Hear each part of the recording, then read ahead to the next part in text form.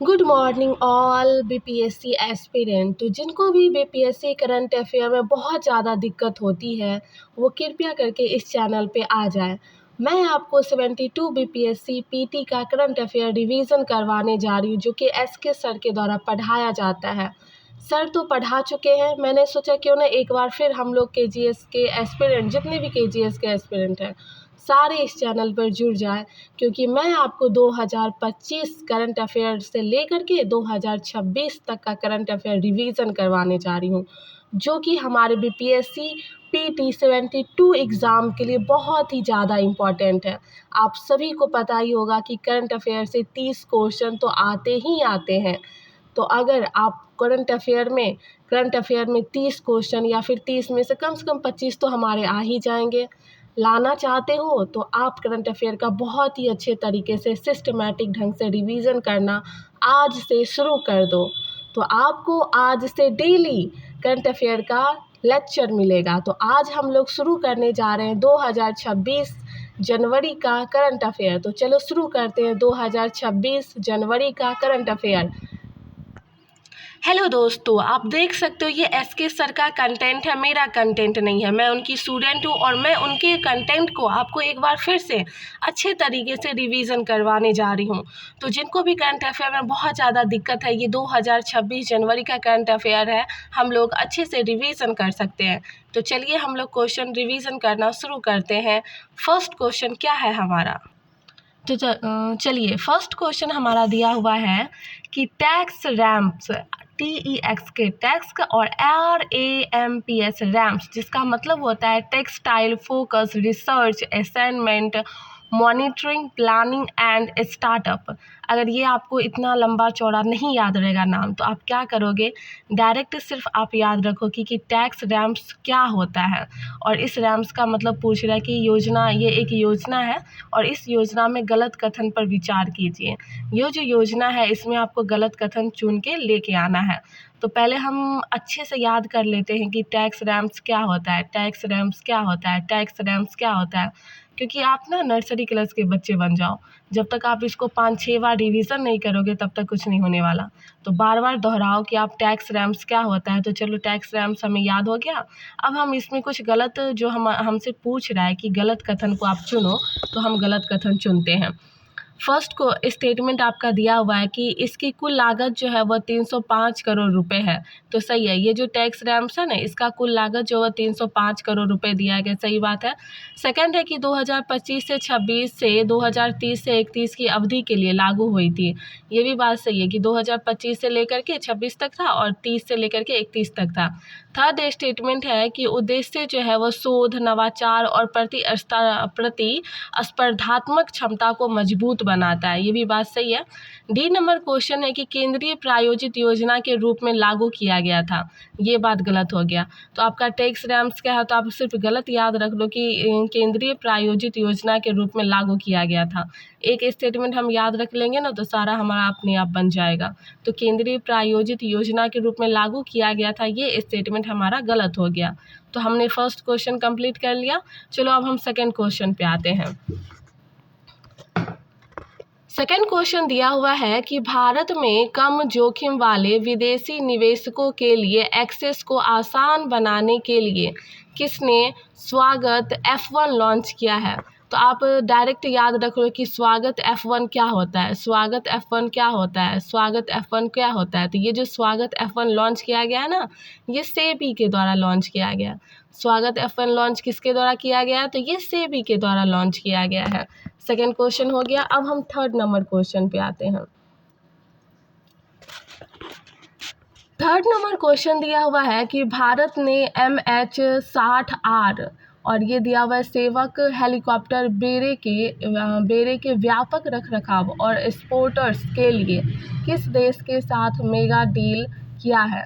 तो ये भी क्वेश्चन आपको मतलब मुश्किल होगा याद करने में, फिर भी आप याद रख सकते हो कि MH-60R होगा, किसके साथ मेगा डील किया गया, तो MH-60R होगा, किसके साथ मेगा डील किया गया, तो ये अमेरिका के साथ डील किया गया। हेलीकॉप्टर बेड़े का व्यापक रखरखाव किसके साथ किया गया, तो अमेरिका के साथ किया गया। अब हम फोर्थ नंबर क्वेश्चन आते हैं। फोर्थ है कि महिला प्रीमियम लीग 2026, महिला प्रीमियम लीग 2026 जिसको बोलते हैं WPL मेगा नीलामी में सबसे कीमती खिलाड़ी बनकर कौन उभरी है। तो आपको पता होगा कि ये जो महिला प्रीमियम लीग हुआ था ना 2026 में, इसमें सबसे कीमती खिलाड़ी जो है वह दीप्ति शर्मा है। ये आपको पता है ADO के एग्ज़ाम में पूछा गया था, तो बहुत ही ज़्यादा इम्पोर्टेंट है, ये एग्ज़ाम में पूछा जा चुका है कि सबसे महंगी खिलाड़ी जो है वह दीप्ति शर्मा है।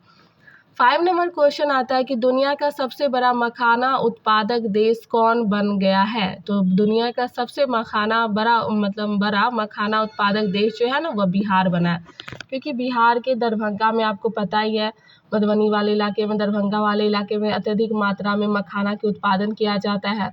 तो फर्स्ट नंबर पे मखाना के उत्पादन में कौन रहेगा, इंडिया ही रहेंगे। 6 नंबर क्वेश्चन आते हैं कि क्वेश्चन है कि भारत का पहला योग आयुर्वेद क्लस्टर सेंटर किसे बनाया गया है। भारत का पहला योग आयुर्वेद क्लस्टर किसे बनाया गया है। तो भारत का पहला योग आयुर्वेद क्लस्टर सेंटर मतलब योग आयुर्वेद क्लस्टर जो है, योग आप इसको ऐसे याद रख सकते हो, योग कौन करता है, योगा को जो है वो बाबा रामदेव याद है ना, और वो पतंजलि का प्रचार करते हैं। तो पतंजलि विश्वविद्यालय हो जाएगा, योग आयुर्वेद क्लस्टर सेंटर बनाया गया पतंजलि विश्वविद्यालय में। 7 नंबर क्वेश्चन आता है कि हाल ही में भारत और डैश ने द्विपक्षीय वीज़ा छूट समझौते पर हस्ताक्षर किए हैं। तो आपको पता ही होगा कि हाल ही में भारत और किसके साथ द्विपक्षीय वीज़ा छूट समझौता हस्ताक्षर किया गया, तो सऊदी अरब के साथ किया गया। भारत और किसके साथ किया गया, सऊदी अरब। भारत सऊदी अरब द्विपक्षीय वीज़ा छूट।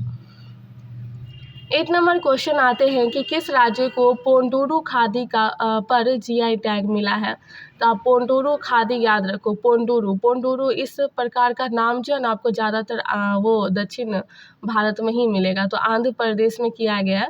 पोंडुरु खादी पर GI टैग, पोंडुरु एक खादी पर GI टैग मिला है। ये है कहाँ पे, आंध्र प्रदेश पे, आंध्र प्रदेश में है। तो नेक्स्ट क्वेश्चन हमारा आता है 9 नंबर क्वेश्चन है कि भारत और ओमान संबंध के संदर्भ में सही कथन पर विचार कीजिए। भारत और ओमान के बीच में एक संबंध है, उसमें हमें स्टेटमेंट चुनना है कौन सा सही है। देखिए, फर्स्ट स्टेटमेंट दिया हुआ है कि प्रधानमंत्री नरेंद्र मोदी को ऑर्डर ऑफ ओमान पुरस्कार से सम्मानित किया गया। ये बात तो सही है, प्रधानमंत्री को ऑर्डर ऑफ ओमान पुरस्कार से सम्मानित किया गया।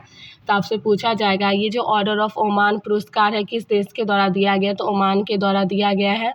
बी नंबर है ऑप्शन की दोनों देशों के बीच राजनयिक संबंधों के 70 वर्ष पूरा हुआ है। तो ये भी बात सही है, भारत और ओमान के बीच में 70 वर्ष जो है वो पूरा हो चुका है। सी नंबर क्वेश्चन है भारत और ओमान ने व्यापक आर्थिक साझेदारी समझौते पर हस्ताक्षर किए हैं। ये भी बात सही कि भारत और ओमान के बीच में व्यापक आर्थिक साझेदारी समझौते पर हस्ताक्षर हुआ है। तो आपका तीनों स्टेटमेंट जो वो सही हो जाएगा। फर्स्ट था कि नरेंद्र मोदी जी को ऑर्डर ऑफ ओमान से सम्मानित किया गया, सही है। सेकंड था 70 वर्ष जो है वह संबंध को पूरा हो चुका है। थर्ड है कि आर्थिक साझेदारी समझौते पर हस्ताक्षर हुआ। तो ये तीनों स्टेटमेंट सही हो जाएंगे। 10 नंबर क्वेश्चन पे आते हैं कि कह रहा है कि डैश में चोला और डोकला दर्रों को भारत रणभूमि दर्शन पहल के तहत रणभूमि पर्यटन के लिए खोला गया है। तो ये जो 10 नंबर क्वेश्चन है पूछ रहा है कि डैश में चोला और डोंगला दर्रों को भारत रणभूमि दर्शन के तहत रणभूमि पर्यटन के लिए खोला गया है। तो ये सिक्किम में खोला गया। आप इससे एक और क्वेश्चन बनता है, आपसे पूछा जाएगा जैसे BPSC ADO में क्वेश्चन पूछा गया था दर्रों से रिलेटेड, तो ऐसे ही पूछा जाएगा ये जो चोला और डोकला दर्रा है ये किस राज्य में है। तो ये सिक्किम में है। कहाँ है, तो ये सिक्किम में है। तो सिक्किम में ही चोला और डोकला दर्रा को भारत रणभूमि दर्शन पहल के तहत रणभूमि पर्यटन के लिए खोला गया था। 11 नंबर क्वेश्चन है आपका कि इजराइल के प्रधानमंत्री बेंजामिन नेतन्याहू ने किसी 2026 में इजराइल का सर्वोच्च नागरिक सम्मान इजराइल प्राइज़ देने का ऐलान किया है। तो आपको पता होगा कि ये जो इजराइल प्राइज़ दिया गया है ये किसके द्वारा दिया गया? तो इजराइल प्राइज़ जो है वह दिया गया डोनाल्ड ट्रंप को। इजराइल प्राइज़ दिया गया किसको? डोनाल्ड ट्रंप को। इजराइल के प्रधानमंत्री कौन है? तो आपसे एक और क्वेश्चन बन सकता है कि इजराइल के प्रधानमंत्री कौन है? तो इजराइल के प्रधानमंत्री हैं बेंजामिन नेतन्याहू। Benjamin Netanyahu. और इजराइल का जो सर्वोच्च सम्मान था वो दिया गया किसे? तो ये डोनाल्ड ट्रंप को दिया गया, जो कि अमेरिका के राष्ट्रपति हैं, डोनाल्ड ट्रंप। अब 12 नंबर क्वेश्चन पे आते हैं। 12 नंबर क्वेश्चन है कि वैश्विक परिवार दिवस कब मनाया गया है? तो ये जो वैश्विक परिवार दिवस है ये 1 जनवरी को मनाया जाता है। वैश्विक परिवार दिवस कब मनाया जाता है? तो ये 1 जनवरी को मनाया जाता है। 13 नंबर क्वेश्चन है आपका कि काशी तमिल संगम 4.0 KTS 4.0 का आयोजन कहाँ आयोजित किया गया था? तो ये जो 4.0 का आयोजन है ये वाराणसी में किया गया था। तो काशी ऐसे भी याद हो जाएगा, काशी जो है कहाँ है? वाराणसी में। तो काशी तमिल संगम कहाँ होगा? वाराणसी में। 14 नंबर क्वेश्चन है कि 2025 FIDE वर्ल्ड रैपिड शतरंज चैंपियनशिप में पुरुषों का खिताब किसने जीता है? तो ये जो वर्ल्ड रैपिड शतरंज चैंपियनशिप में पुरुषों का खिताब जीता ये मैग्नस कार्लसन ने जीता था। 2025 में किसने जीता था? मैग्नस कार्लसन ने जीता था। 15 नंबर क्वेश्चन आता है कि किस संगठन ने Pinaka long range guided rocket का पहला सफल उड़ान परीक्षण किया है? तो ये जो Pinaka long range guided rocket है इसका पहला सफल उड़ान परीक्षण जो है वह रक्षा अनुसंधान एवं विकास संगठन DRDO के द्वारा किया गया। तो Pinaka long range guided rocket याद रखो, Pinaka long range guided rocket इसको बोलते हैं LRGR 120 का सफल उड़ान परीक्षण जो है वह DRDO के द्वारा किया गया है। DRDO का फुल फॉर्म होता है रक्षा अनुसंधान एवं विकास संगठन। रक्षा अनुसंधान एवं विकास संगठन। 16 नंबर क्वेश्चन पे आते हैं कि डैश पारंपरिक डाक सेवा को बंद करने वाला पहला देश बन गया है? तो डाक सेवा जो है वह बंद कर दिया जाएगा कहाँ पे? तो ये डेनमार्क में बंद किया जाएगा। डेनमार्क में डाक सेवा जो है वह बंद कर दी जाएगी। 17 नंबर क्वेश्चन है कि 13वें मोहम्मद बिन राशिद अल मखतूम अंतर्राष्ट्रीय खेल पुरस्कार अंतर्गत global life time achievement award से सम्मानित किया गया है। तो global life time achievement award से किसे सम्मानित किया गया है? तो पहले 13वें मोहम्मद बिन रशीद अल मखतूम अंतर्राष्ट्रीय खेल, ये याद रखना होगा कि 13वें जो है वो मोहम्मद बिन रशीद अल मखतूम अंतर्राष्ट्रीय खेल के पुरस्कार से global life time achievement award से सम्मानित किया गया। किसे? तो ये सम्मानित किया गया नोवाक जोकोविच। 18 नंबर क्वेश्चन आता है कि किस देश ने जस्टिस मिशन 2025 का अभ्यास शुरू किया है? जस्टिस मिशन 2025 का अभ्यास शुरू किया है चीन ने। जस्टिस मिशन 2025 का अभ्यास शुरू किया है चीन ने। जस्टिस मिशन 2025 का अभ्यास शुरू किया है चीन ने। 19 नंबर क्वेश्चन आता है हाल ही में किस राज्य ने स्वयं को नक्सलवाद मुक्त घोषित किया है? नक्सलवाद मुक्त घोषित किया गया मध्य प्रदेश में। मध्य प्रदेश में नक्सलवाद अब नहीं है, तो नक्सलवाद मुक्त घोषित किया गया है मध्य प्रदेश। मध्य प्रदेश जो है एक ऐसा राज्य बन गया है जहाँ पे नक्सलवाद नहीं है। 20 नंबर क्वेश्चन है वेनेजुएला के सर्वोच्च न्यायालय ने निकोलस मादुरो की गिरफ्तारी के बाद किसे कार्यवाहक राष्ट्रपति बनाने का आदेश दिया है? तो कार्यवाहक राष्ट्रपति वेनेजुएला के सर्वोच्च न्यायालय ने निकोलस मादुरो की जब गिरफ्तारी हो गई थी तो वहां का कार्य राष्ट्रपति बनाने का आदेश दिया है। किसे? तो ये है डेल्सी रोड्रिगेज जो है वो वेनेजुएला के कार्यवाहक राष्ट्रपति बनेंगे। डेल्सी रोड्रिगेज जो है वो वेनेजुएला के राष्ट्रपति बनेंगे, कार्यवाहक राष्ट्रपति। 21 नंबर क्वेश्चन है कि प्रकाश और कमल ज्ञान प्राप्त व्यक्ति के अवशेष थीम के साथ पवित्र पीपर हवा अवशेषों की अंतर्राष्ट्रीय प्रदर्शनी कहाँ आयोजित की गई है? तो एक थीम है जिसका नाम है प्रकाश और कमल ज्ञान। प्रकाश और कमल जो है ये प्रकाश और कमल एक थीम है। ज्ञान प्राप्ति व्यक्ति के अवशेष, प्रकाश और कमल ज्ञान प्राप्ति व्यक्ति के अवशेष, ये एक थीम है। इस थीम के साथ पवित्र पीपर हवा अवशेषों की अंतर्राष्ट्रीय प्रदर्शनी कहाँ आयोजित की गई है? तो ये जो अंतर्राष्ट्रीय प्रदर्शनी आयोजित किया गया है ये नई दिल्ली में किया गया है। तो एक थीम भी याद रख लेते हैं क्योंकि थीम भी पूछा जाता है। प्रकाश और कमल ज्ञान प्राप्ति के अवशेष के साथ अंतर्राष्ट्रीय प्रदर्शनी आयोजन नई दिल्ली में हुआ है। 22 नंबर क्वेश्चन आता है कि 72वें राष्ट्रीय वॉलीबॉल टूर्नामेंट का आयोजन कहाँ किया गया। तो ये जो वॉलीबॉल टूर्नामेंट का आयोजन किया गया था ये वाराणसी में किया गया। राष्ट्रीय वॉलीबॉल टूर्नामेंट का आयोजन किया गया ये वाराणसी में किया गया। 23 नंबर क्वेश्चन आता है कि हाल ही में पटना उच्च न्यायालय के मुख्य न्यायाधीश पद की शपथ किसने लिया है। हाल ही में पटना उच्च न्यायालय के मुख्य न्यायाधीश पद की शपथ किसने लिया। तो ये पद की शपथ लिया न्यायमूर्ति संगम कुमार साहू ने। हाल ही में पटना उच्च न्यायालय के मुख्य न्यायाधीश कौन बने हैं। तो न्यायमूर्ति संगम साहू, ये 47वें न्यायाधीश बने हैं न्यायमूर्ति संगम साहू। पटना उच्च न्यायालय के मुख्य न्यायाधीश न्यायमूर्ति संगम साहू। अब हम 24 नंबर क्वेश्चन पे आते हैं कि भारतीय महिला हॉकी टीम के मुख्य कोच के रूप में किसे नियुक्त किया गया। तो ये जो भारतीय महिला हॉकी टीम है इसके मुख्य कोच के रूप में नियुक्त किया गया। तो इनका नाम है सजोडर मारीजने। तो ये महिला हॉकी सजोडर मारीजने को मुख्य टीम कोच के रूप में नियुक्त किया गया। 25 नंबर क्वेश्चन आता है कि 18 से 30 दिसंबर 2025 के बीच किन दो सशस्त्र बलों के बीच एक्सरसाइज डेजर्ट साइक्लोन द्वितीय आयोजित किया गया। एक्सरसाइज डेजर्ट साइक्लोन द्वितीय आयोजित किया गया। ये किसके साथ किया गया, इस एक्सरसाइज का भी नाम याद रख लेते हैं। इसका नाम है एक्सरसाइज डेजर्ट साइक्लोन। तो ये नई दिल्ली में हुआ था। सॉरी, उसका आंसर नई दिल्ली नहीं होगा। यहाँ पे ये स्टेटमेंट दिया हुआ कि भारतीय नौसेना और यूएई नौसेना के बीच हुआ था। ये जो एक्सरसाइज था ये भारतीय नौसेना और यूएई नौसेना के बीच हुआ था। 26 नंबर क्वेश्चन आता है कि proactive governance and timely implementation, जिसको बोलते हैं प्रगति की 50वीं बैठक की अध्यक्षता किसके द्वारा किया गया। तो ये जो proactive governance and timely implementation, जिसको बोलते हैं प्रगति, ये जो प्रगति है इसकी 50वीं बैठक की अध्यक्षता किसके द्वारा किया गया। प्रगति की 50वीं बैठक की अध्यक्षता किसके द्वारा किया गया है। तो प्रगति की 50वीं बैठक की अध्यक्षता जो है वह नरेंद्र मोदी जी के द्वारा किया गया।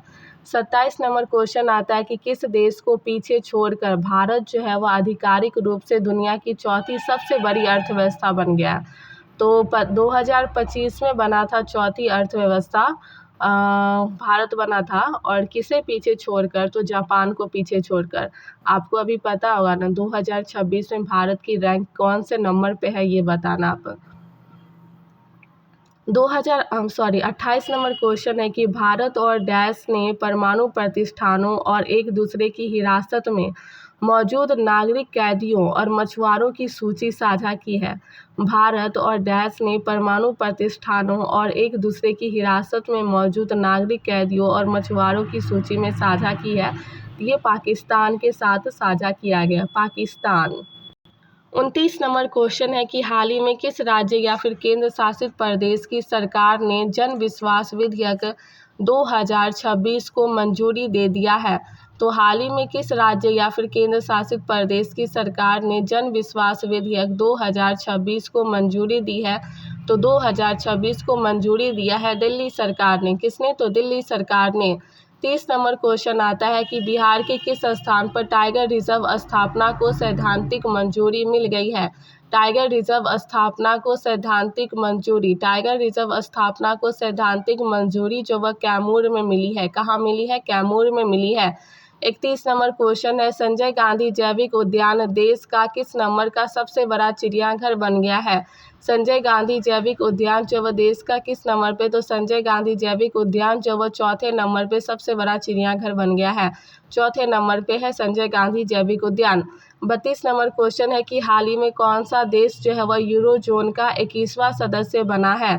हाल ही में कौन सा देश यूरोजोन का 21वां सदस्य बना है जिससे यह पूर्ण यूरोपीय एकीकरण और करीब आ गया है। तो हाल ही में कौन सा ऐसा देश है जिसने यूरोजोन का 21वां सदस्य बना है और जिससे यह पूर्ण यूरोपीय एकीकरण के और करीब आ गया है।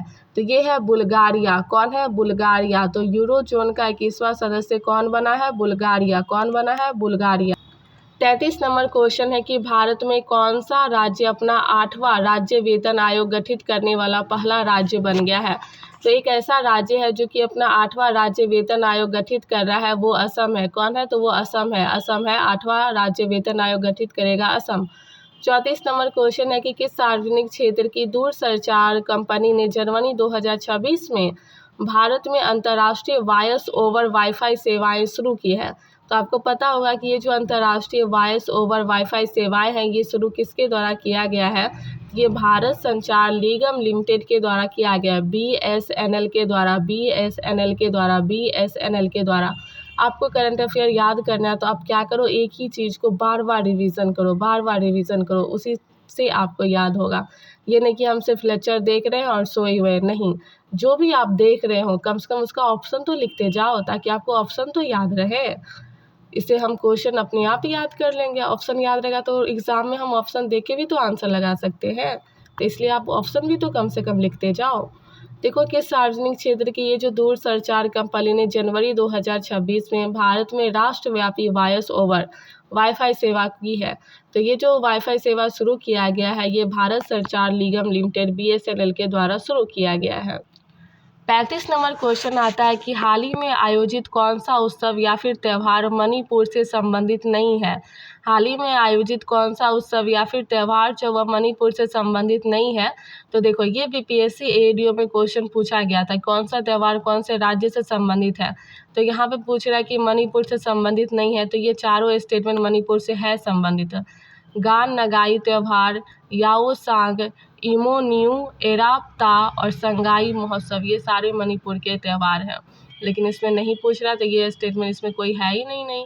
गान नगाई मणिपुर में, याओसांग मणिपुर में, इमोन्यू मणिपुर में और संगाई महोत्सव मणिपुर में। 36 नंबर क्वेश्चन है, भारत का पहला सरकारी अस्पताल आधारित AI क्लिनिक कहाँ स्थापित किया गया है। तो ये जो AI क्लिनिक है, ये स्थापित किया गया है ग्रेट नोएडा में। AI क्लिनिक ग्रेट नोएडा में स्थापित किया गया है। 37 नंबर क्वेश्चन है, सिद्ध फॉर ग्लोबल हेल्थ विषय पर 9वें विश्व दिवस समारोह कहाँ आयोजित किया गया। तो ये जो सिद्ध फॉर ग्लोबल हेल्थ विषय पर 9वें सिद्ध विश्व दिवस समारोह आयोजित किया गया है, ये चेन्नई में किया गया है। अब हम आते हैं 37 नंबर क्वेश्चन पे।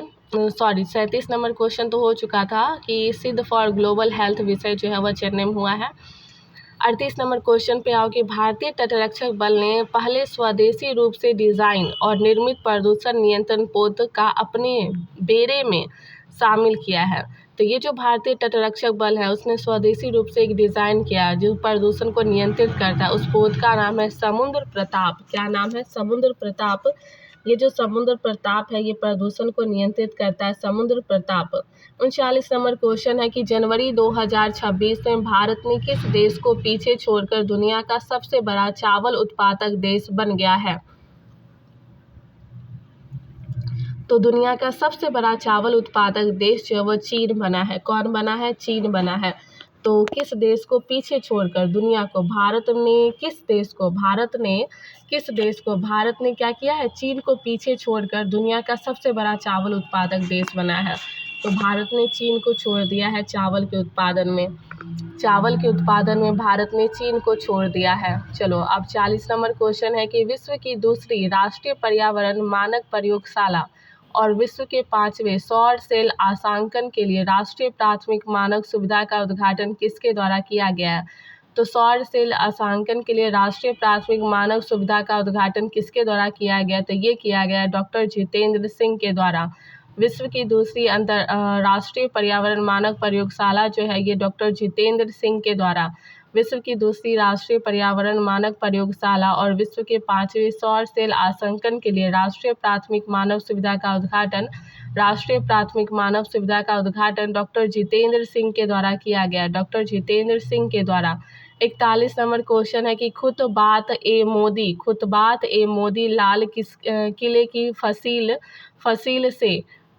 से नामक पुस्तक किसके भाषाओं का संकलन है। तो ये नरेंद्र मोदी जी के भाषाओं का संकलन है। इसका नाम है खुतबात ए मोदी। लास्ट में मोदी लगा हुआ तो नरेंद्र मोदी मार देना, खुतबात ए मोदी। 42 नंबर क्वेश्चन है, भारत ऊर्जा सप्ताह का आयोजन 27 जनवरी से कहाँ में किया गया है? तो ये जो भारत ऊर्जा सप्ताह का आयोजन था 27 जनवरी को किया गया था, ये गोवा में किया गया था। तो भारत ऊर्जा सप्ताह का आयोजन कहाँ हुआ था? तो ये गोवा में हुआ था। 43 नंबर क्वेश्चन है कि कॉरपोरेट सामाजिक उत्तरदायित्व CSR सम्मेलन का उद्घाटन किसने किया है? तो ये जो CSR सम्मेलन का उद्घाटन किया है ये अमित शाह ने किया है। CSR सम्मेलन का उद्घाटन अमित शाह ने किया है। CSR सम्मेलन का उद्घाटन अमित शाह ने किया है। अब हाल ही में शब्दोत्सव साहित्यिक उत्सव निम्न में से किस स्थान पर आयोजित किया गया है? हाल ही में शब्दोत्सव साहित्यिक उत्सव जो है निम्न में से किस स्थान पर आयोजित किया गया है? हाल ही में शब्दोत्सव साहित्यिक उत्सव, तो ये नई दिल्ली में आयोजित किया गया है। शब्दोत्सव कहाँ आयोजित हुआ था? नई दिल्ली में। 45 नंबर क्वेश्चन है, भारत का पहला ट्रॉपिकल RAS आधारित रेनबो ट्राउट फार्म कहाँ लॉन्च किया गया? तो ये जो रेनबो ट्राउट फार्म है ये रंगारेड्डी में लॉन्च किया गया था। रंगारेड्डी ट्रॉपिकल RAS आधारित rainbow trout farm rainbow trout farm जो रंगारेड्डी के द्वारा आंध्र प्रदेश में। 46 नंबर क्वेश्चन है, भारतीय सेना ने वर्ष 2026 को कौन सा साल घोषित किया है? तो भारतीय जितने भी सेनाएं थे उन्होंने 2026 को घोषित किया है। कौन सा साल है? तो ये नेटवर्किंग एवं डेटा केंद्रितता है। नेटवर्किंग एवं डेटा केंद्रितता मतलब नेटवर्क और डेटा पर आधारित है। 47 नंबर क्वेश्चन है कि निम्न में से कौन सा उत्सव या फिर महोत्सव तमिलनाडु से संबंधित नहीं है? तो कौन सा ऐसा उत्सव है जो कि तमिलनाडु में नहीं मनाया जाता है? तो ये जो जल्लीकट्टू महोत्सव है ये तमिलनाडु का है। पोंगल तमिलनाडु का है। और पुथंटू जो है तमिलनाडु का है। लेकिन निगोल चकोबा जो है वह तमिलनाडु का नहीं है। निगोल चकोबा मणिपुर का हो जाएगा। निगोल चकोबा। अब 48 नंबर क्वेश्चन आते हैं। क्वेश्चन है 3D प्रिंटिंग तकनीक से automatic weather station 3D printing तकनीक से ऑटोमेटिक वेदर स्टेशन किसने विकसित किया है? तो ये जो ऑटोमेटिक वेदर सिस्टम है जिसको हम बोलेंगे AWS 3D प्रिंटिंग तकनीक से विकसित किया गया Indian institute of tropical metrology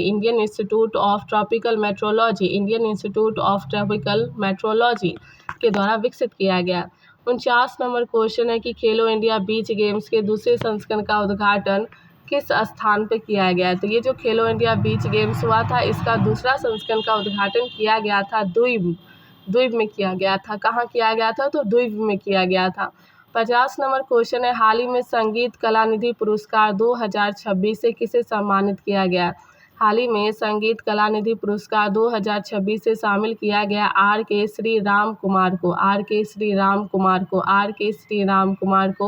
Kalanidhi पुरस्कार से सम्मानित किया गया RK श्री राम कुमार को। तो आज मैंने आपको 50 क्वेश्चन जो है वह करंट अफेयर के करवाएं। तो आज आप 50 क्वेश्चन ही सिर्फ करंट अफेयर के बार बार रिवीजन करो और कल मैं फिर 50 क्वेश्चन जनवरी के लेके आऊँगी। जी धन्यवाद। और ऐसे ही करंट अफेयर का रिवीजन करते जाइए ताकि हमारे एग्ज़ाम के टाइम पे हमें कोई प्रॉब्लम ना हो।